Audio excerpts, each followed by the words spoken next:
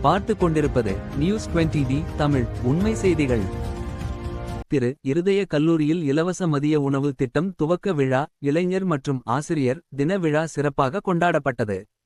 திண்டுக்கல்லை அடுத்த RMTC colony அருகே அமைந்துள்ள இருதய கலை மற்றும் அறிவியல் கல்லூரியில் இலவச மதிய உணவு திட்டம் துவக்க விழா, இளைஞர் மற்றும் ஆசிரியர் தின விழா சிறப்பாக கொண்டாடப்பட்டது.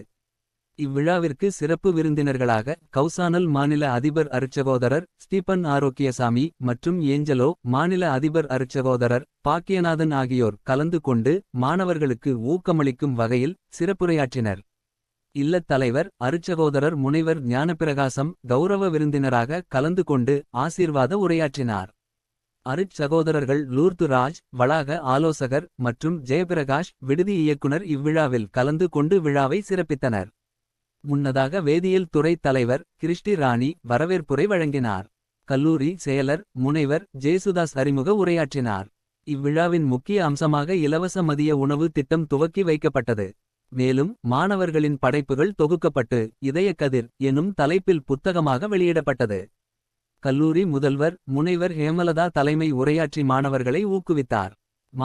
மாணவிகள் விவசாயம், குழந்தை தொழிலாளர், காலநிலை மாற்றம், கிராமிய கலைகள், போதைப் பொருள் விழிப்புணர்வு, பெண்கள் அதிகாரமளித்தல், மொபைல் போன் அடிமையாதல், போக்குவரத்து விதிகள், எதிர்கால இந்தியா போன்ற தலைப்புகளில் பல்வேறு கலை நிகழ்ச்சிகளில் பங்கேற்று தங்களது திறமைகளை வெளிப்படுத்தினர். வகுப்பு பிரதிநிதிகளாக தேர்ந்தெடுக்கப்பட்ட மாணவர்களுக்கு பேட்ஜ்கள் வழங்கப்பட்டன.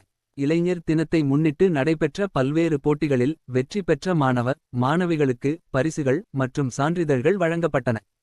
ஆசிரியர் தினத்தை முன்னிட்டு அனைத்து பேராசிரியர்களுக்கும் நினைவு பரிசுகள் வழங்கப்பட்டன.